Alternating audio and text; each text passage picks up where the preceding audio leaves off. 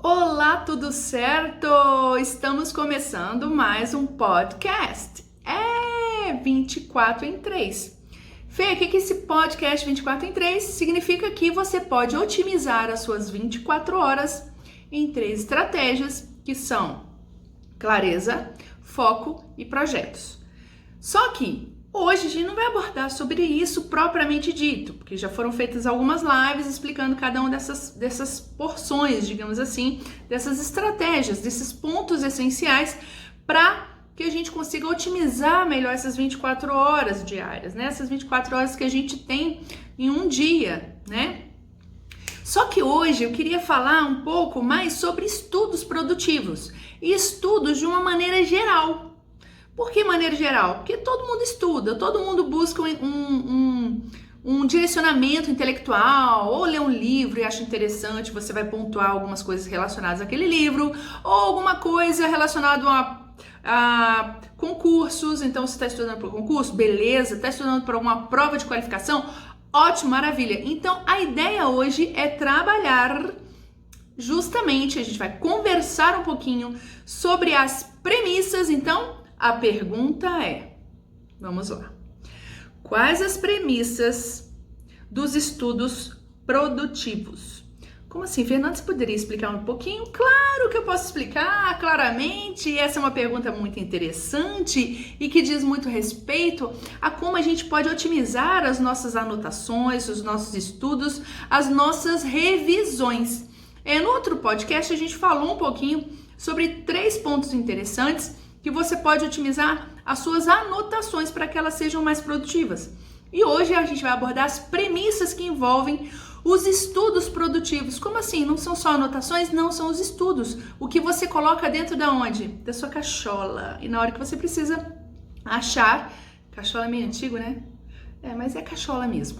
O que você precisa buscar, você pega lá dentro das áreas da sua memória de curto prazo, se ela for um pouco mais operacional, ou se é uma memória de longo prazo, que ela está lá armazenada há algum tempo na sua mente e que você tem utilizado aqueles conteúdos, aquelas informações de maneira frequente, certo? Se você não usa de maneira frequente, tem como também acessá-las, viu? É possível. Então vamos lá, eu coloquei algumas anotações ali, então se eu estiver olhando ali, é só os pontos necessários para encadear meu pensamento e para a gente poder dividir uma coisa bacana aqui, certo? Então se eu der uma olhadinha para lá, é para ver as minhas anotações, lógico. Né, eu tava falando sobre, tem um livro muito bom que eu vou super indicar para você, que é A Mente Organizada, tá? De Levitin, e ele fala justamente que a nossa memória, ela é fantástica.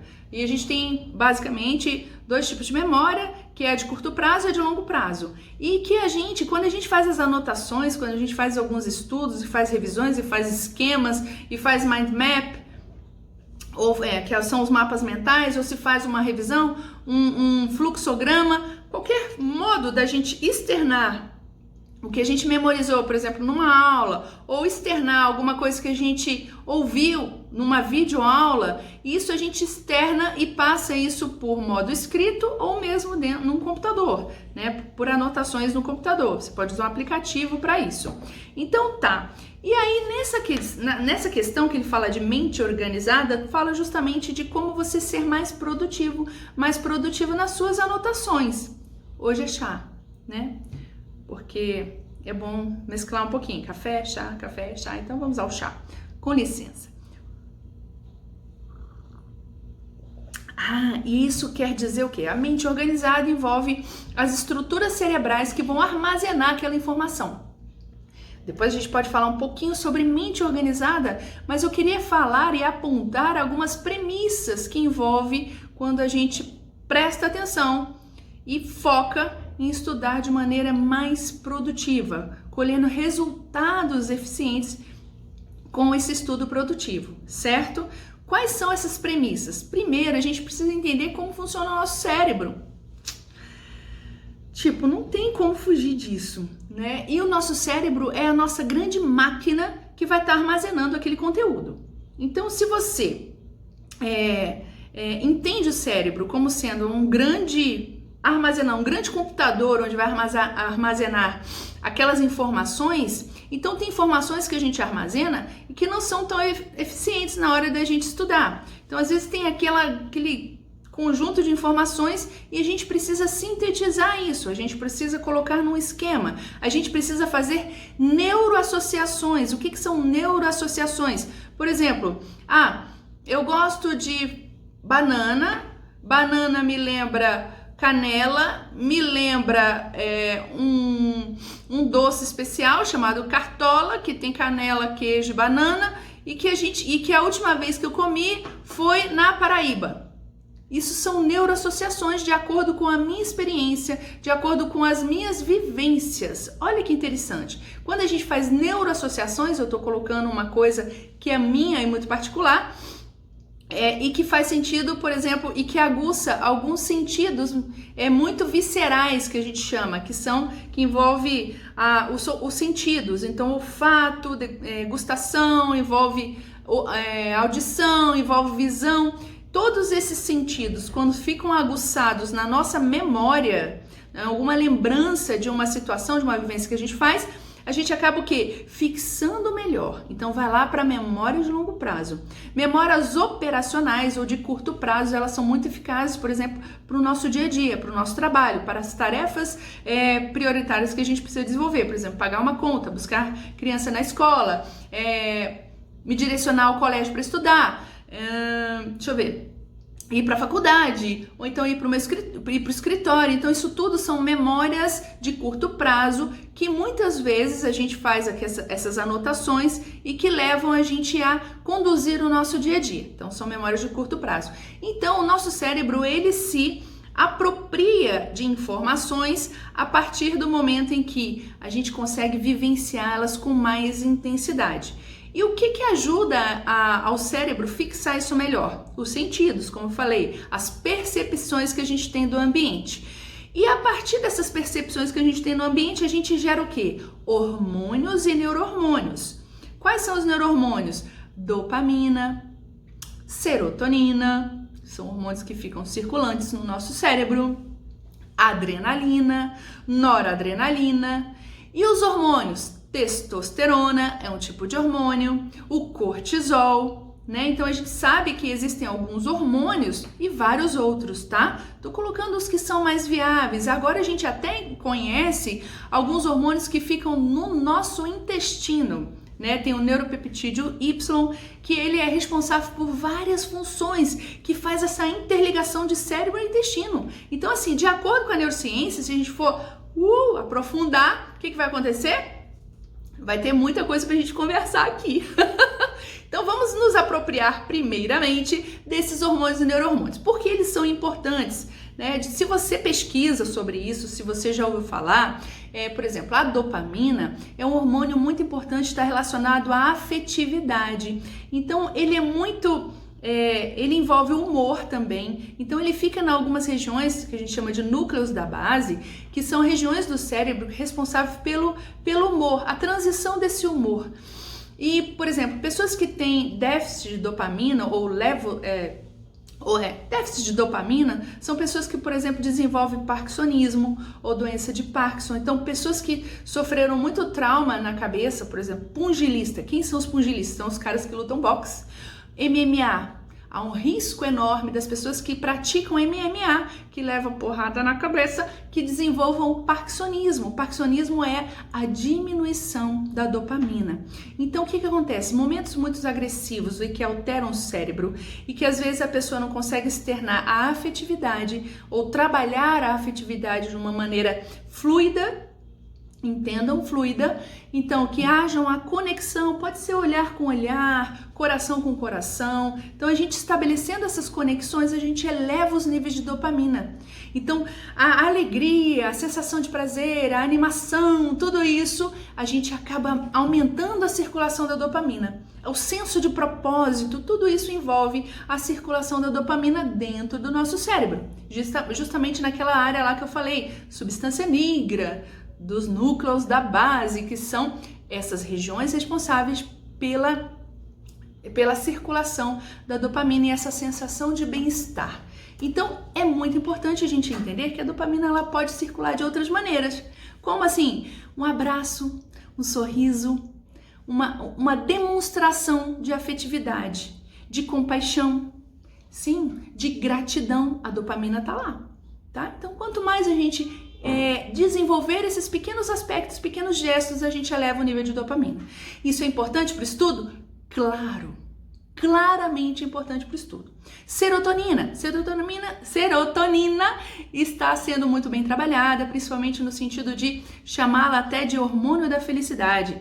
Também, assim como a dopamina, ela circula no nosso organismo quando a gente se sente feliz. Então, quando a gente tem gotas de felicidade para comemorar, quando a gente celebra, quando a gente passa por um rito de passagem, né? O que é rito de passagem? Um casamento, uma formatura, uma criança, o seu filho, sua filha fazendo uma apresentação na escola. Então, isso tudo ativa a nossa serotonina. Um abraço também ativa a serotonina junto com a dopamina. Então, os hormônios se interligam e trabalham juntos dentro do nosso cérebro, dentro do nosso corpo como um todo. Então, a serotonina é o hormônio da felicidade, certo? Então, assim, é importante a gente ter aqueles pequenos momentos de alegria, aqueles pequenos momentos de felicidade, e a gente externar isso e celebrar isso. As conquistas pessoais, a gente fala, consegui! Por quê? Melhora os níveis de serotonina e dopamina. Adrenalina, muita gente coloca ela como uma grande vilã. A adrenalina é muito boa. O mais importante é você saber controlá-la um pouco mais. Mas você entender que a adrenalina é importante para você fazer uma corrida, para você fazer um exercício físico, para você se exercitar e para ter uma liberação posterior de quê? Outras endorfinas que vão melhorar o quê? A sensação de bem-estar. Então, o exercício físico precisa da adrenalina. Desculpa, foi o chá. E precisa do que também? Do cortisol. Por que o cortisol é importante? E por que também colocam ele como grande vilão? O cortisol é que faz você acordar pela manhã, certo? Então, os níveis de cortisol, e ele é desenvolvido onde? Na adrenal, né? Na glândula adrenal, assim como a adrenalina. Adrenalina? Tá. O cortisol é na glândula adrenal. Então, o cortisol é importante para você acordar pela manhã. Beleza. Se qualquer coisa eu ponho um detalhe aí, só porque na hora que eu me desvencilhei. Mas vamos lá.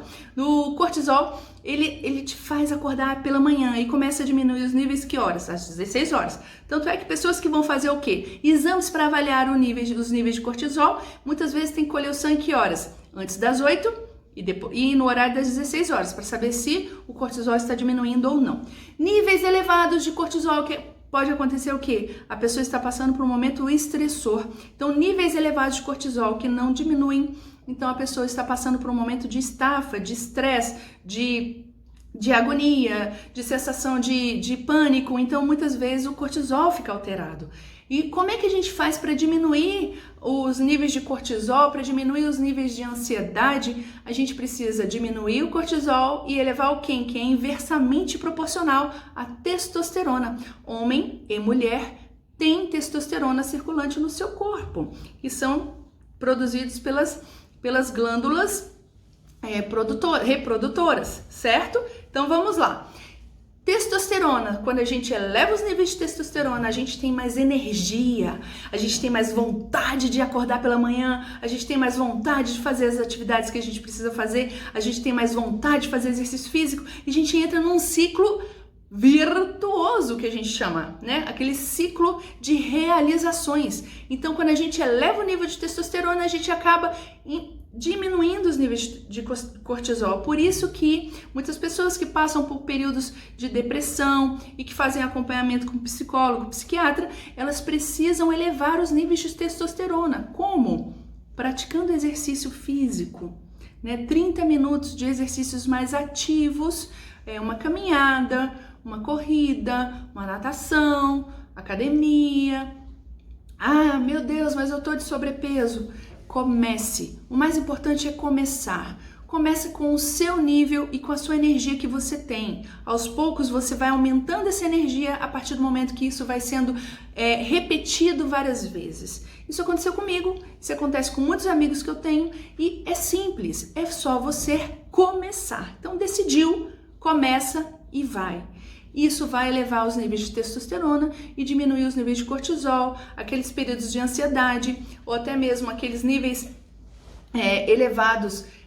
Para você elevar o nível de dopamina, a serotonina também fica cada vez melhor e o seu corpo começa a trabalhar isso melhor. Mas o que tem a ver isso com estudos produtivos? Se você está estudando para alguma qualificação, se você está estudando para fazer um concurso, se você está estudando para uma prova muito importante que você precisa fazer, está lá na faculdade, tem uma prova, não deixe de praticar o seu exercício. Programe-se para fazer um exercício, programe-se para ter um momento de lazer com seus colegas, programe-se para ler um livro que você goste. Então, sim, é importante. As premissas de um estudo produtivo, as premissas de um estudo que tenha um resultado lá na frente, é que você consiga otimizar esses pontos importantes. Então, são neurofisiológicos, são premissas neurofisiológicas que envolvem a função do seu cérebro e o do seu corpo. Certo? Neurofisiologia, que são os hormônios, as funções do seu organismo. Imprescindível, importante que você, quando for estudar, concentrar-se naquele conhecimento intelectual que você tanto está buscando, você precisa ter esses outros pontos sendo trabalhados também. De forma exaustiva? Não, de forma moderada, de forma harmoniosa, certo? Então vamos lá. Tem pessoas que eu estudo 8 horas por dia. Parabéns! Pegue 30 minutos dessas 8 horas e vai fazer uma caminhada. Pegue 2 horas dessas 8 horas e alimente-se melhor, né? Programe-se para fazer um cardápio e alimentar-se melhor, comendo frutas, verduras, comendo a proteína, porque tudo isso vai para onde, gente? Para o cérebro e para o resto do corpo. Então é necessário que você entenda um pouco até da sua neurofisiologia para você poder estudar melhor, para ter estudos produtivos. Então, a neurofisiologia, que envolve o estudo produtivo, uma premissa do estudo produtivo é você entender como funciona o seu cérebro. Então, é necessário sim momentos de lazer. Pode ser que você não saia todo fim de semana, porque você está lá aprofundando o estudo, mas você precisa de ter momentos de lazer, nem que sejam 2 horas. Tá? E você esteja presente nesse momento de lazer. Presente. Porque muitas vezes eu fui em cursinho, já fiz cursinho nessa área de direito e tal. Ótimo. Tem pessoas que estão lá no período de lazer com a família toda, mas está ouvindo um áudio de direito administrativo. Tá, o foco é isso aí. Mas quando você se comprometer está em momentos de lazer, esteja em momentos de lazer. Eu preciso voltar para casa porque eu preciso finalizar a parte tal do direito tal. Mas o que isso tudo envolve? Um planejamento, certo? Simples assim. Então, para ter estudos produtivos, precisam dessas premissas. Premissas envolvem o quê? Neurofisiologia. Envolve você entender como funciona os neurohormônios e os hormônios do seu corpo. Entender que você precisa das necessidades básicas que são fome, sede, sono. A fome, alimentar-se bem, né? Alimentar-se bem de que sentido? De maneira saudável. Não é comer qualquer besteira que tem por aí. Então, frutas, verduras, proteína. Então, você ser diligente, inclusive, com a alimentação que você vai comer, porque o seu cérebro precisa de glicose e de glicose de boa qualidade. Certo? Beleza? Fome, certo. Alimentos de qualidade. Procure um nutricionista, um nutrólogo, aquela pessoa que vai te acompanhar em relação ao seu aspecto nutricional. Se você não tem condições, busque na internet, tem YouTube, orientações de alguns alimentos mais nutritivos, você vai pesquisando e otimizando a sua alimentação. Outra coisa, sede. Então a sede ela precisa ser resolvida. Então, na hora que for estudar, deixa tudo organizado, coloca uma baita de uma jarra do lado e beba muita água. O cérebro precisa estar hidratado, precisa estar circulando a glicose, o oxigênio e precisa de hidratação, né? Então, sede precisa ser resolvida, beber água, no mínimo, 2 litros. Ah, mas se eu beber muita água, eu vou ao banheiro. Vá ao banheiro, tá? Existe um ciclo chamado, uma técnica chamada técnica Pomodoro, em que você faz ciclos de 25 minutos de estudo, com pausa de 5 minutos. Essas 5 minutos de pausa é ir pro banheiro e voltar a estudar, tá? Beleza? Sono, importante. Ah, eu só consigo estudar à noite. Ótimo, mas é importante que você consiga estabelecer esses períodos de sono e vigília. Vigília é o quê? Você está em alerta, você está trabalhando a sua mente. Então, por quê? Para você saber e melhorar os seus níveis de energia para estudar bem. Então, assim, por exemplo, se a pessoa tem o hábito mais voltado para o dia, então eu consigo estudar e ficar focada no período da manhã. Beleza. Ah, mas eu trabalho de manhã. O que você vai fazer? Você vai acordar mais cedo, dorme mais cedo, acorda mais cedo. Simples assim. Ah, não, eu consigo ficar mais concentrado no período da noite. Chega do trabalho, se organiza, se prepara e senta para estudar e vai até um horário que fique mais razoável para você. E lembrando-se que vai acordar no dia seguinte, tá? Então, otimizar os horários que precisam ser, digamos assim, que vão estar bem produtivos, voltados para o estudo, certo? O importante é que você fique focado no melhor horário que você achar interessante. Sono é importante. Ah, eu gosto de estudar à noite, mas aí de manhã eu tenho que ir para o trabalho. O que você vai fazer? Na hora do almoço, pegue aqueles 20 minutos, às vezes tem 1 hora de almoço. Se você tiver essa 1 hora de almoço, ótimo. Pegue 20 minutos e vá repousar. Fecha os olhos, descansa. Depois desses 20 minutos, a gente chama o pessoal chama de siesta. Aproveite esse período de siesta para descansar a mente, que é importante. Às vezes o trabalho é tão intelectual ou o trabalho é tão exaustivo fisicamente, você precisa desses 20 minutos, né? Então, descanse, vai para algum lugar reservado, vai descansar e vai ouvir uma música e descansa seu cérebro. Sono e vigília é esse estado, é a neurofisiologia. Então, você viu os hormônios do seu cérebro, os hormônios circulantes e as 3 coisas importantes, né? Fora outros detalhes que a gente vai falar aqui, mas que são importantes para que você tenha estudos produtivos. Então, são os pré-requisitos. Premissas são pré-requisitos, são o que antecede os estudos produtivos. Então, isso é importante você saber. Outra coisa, outros 4 pontos importantes também que precisam ser trabalhados, então são a afetividade. Não é porque você está estudando e está super focado nos estudos que você não vai ter tempo para externar a afetividade. Eu sei que há um grau de tensão, mas, por exemplo, a afetividade está no sorriso, está no olho, está dando um bom dia, uma boa tarde, um eu te amo, mandar uma mensagem, olha, eu estou estudando, mas eu estou ligada em você, tal. A afetividade precisa ser trabalhada. Aí é que vai estar acionado o quê? O hormônio do quê? Dopamina, tá? Neurohormônio da dopamina. Lazer, importante, tá, beleza? O dia certo para o lazer. Por exemplo, eu preciso de 3 horas do meu lazer. Lazer é isso, ler um livro? Senta lá e lê o livro, vai descansar. Esse lazer é essencial e você precisa estabelecer essa presença no lazer. Não adianta você estar lá lendo seu livro e pensando no que você precisa estudar depois, tá? Então, lembre-se, momentos de lazer. Vai andar de bicicleta, vai fazer um piquenique, vai estar com a família, almoço de família, pronto. Terminou o almoço de família, vai, volta para o estudo. Simples assim. Atenção e memória são 2 coisas muito importantes. Então, como é que a gente estabelece essa atenção, essa concentração? Quando a gente eleva o nosso nível de quê? De foco e nossa disciplina. Então, a atenção envolve o quê? O cérebro, a captação das informações através da memória. A memória fica onde? Na região central do nosso cérebro, que envolve o quê? O sistema límbico. Então, é o emocional, tá? Por isso que eu falei, quanto mais a gente coloca neuroassociações, quanto mais a gente coloca os sentidos e aguça os sentidos, mais a gente memoriza. Então, por exemplo, uma videoaula é bem interessante. Por quê? Porque a gente tem os sentidos da visão, da audição, dos trejeitos da pessoa. Então, isso tudo estimula a gente a estudar melhor, certo? Então, atenção e memória, eles andam juntos, tá? E favorece a concentração e acaba estabelecendo foco para aquilo que você está demandando atenção, demandando presença, demandando você lá concentrado no que você quer, certo? Beleza?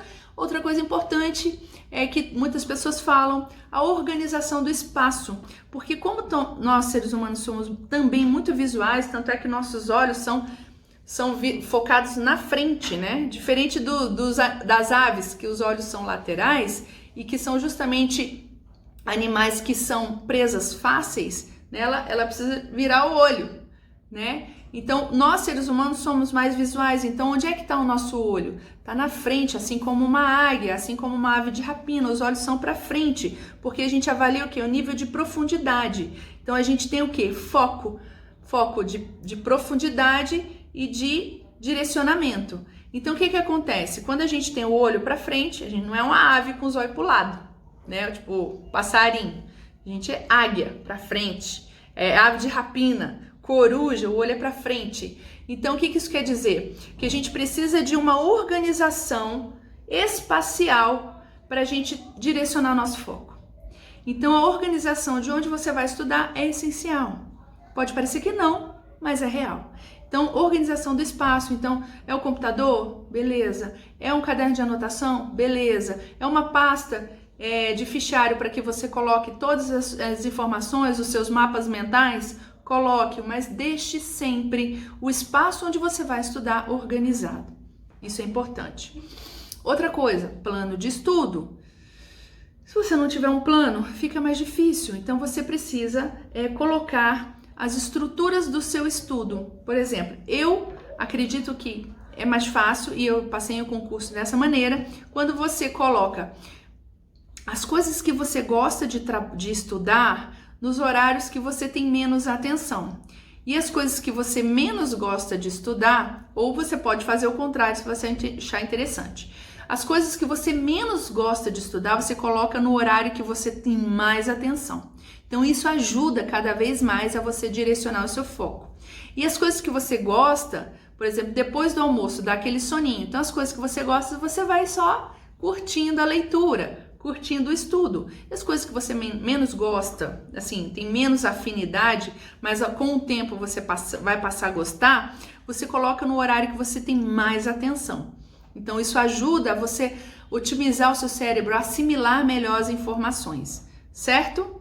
Você também pode testar da outra forma, o que ficar melhor para você estudar, você direciona ao seu pensamento, tá? E o seu sentimento também.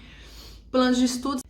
Então, na parte de execução do plano, você precisa então checar o que você está fazendo, o que você já realizou, ou pintar, ou fazer um X ou um V, como eu falei antes, e você vai checar isso. Por quê? O cérebro precisa entender que o esforço que ele está demandando para o estudo que você quer desenvolver, ele vai estar sendo recompensado quando você checa. É uma coisa meio louca de falar, mas é exatamente isso que acontece. Além da questão de você checar o plano que você está desenvolvendo, você celebrar. Celebrar envolve você ficar feliz com a sua conquista. Ou seja, você olhar no final do dia que você conseguiu executar aquele plano que você delineou, que você desenhou para ser executado. Então você vai lá, no finalzinho, você pode escrever: eu agradeço pela oportunidade de estar estudando essa aula, ou então eu agradeço pelo tempo que eu consegui planejar e executar, ou então eu estou feliz comigo mesmo. Então você vai arranjar maneiras de você celebrar aquele momento que você finalizou, executou aquele plano. Se você não conseguiu realizar, você deixa para lá, passa para o outro dia. Então, no outro dia você vai estudar ou dar seguimento ao que você conseguiu. Você não vai se frustrar, você não vai dizer, ai, que coisa. Não, você vai arranjar maneira, por mais que você não conseguiu, faltou estudar a disciplina de português.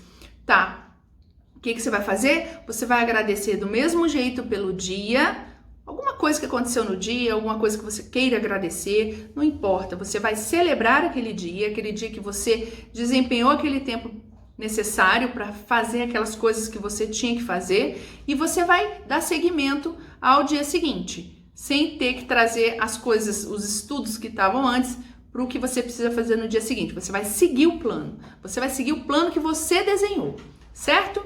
Então, essas são as dicas desse podcast hoje. São só algumas dicas bacanas, são as premissas que envolvem você direcionar os seus estudos de maneira produtiva, certo? E é isso que eu tinha para falar para você. Se você gostou, deixa o ok aí, o likezinho. Se você não gostou, quer deixar algum comentário, pode deixar. Estarei aí para responder esse comentário, para mim vai ser um prazer.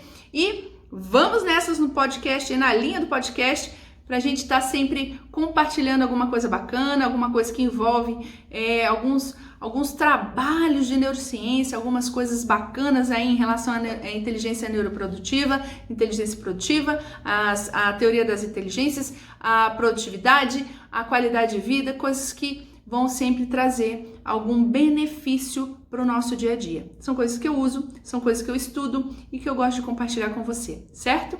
Então, vamos finalizar por aqui e obrigada aí. Até a próxima, até o próximo podcast, ok? Então a gente se vê, até mais.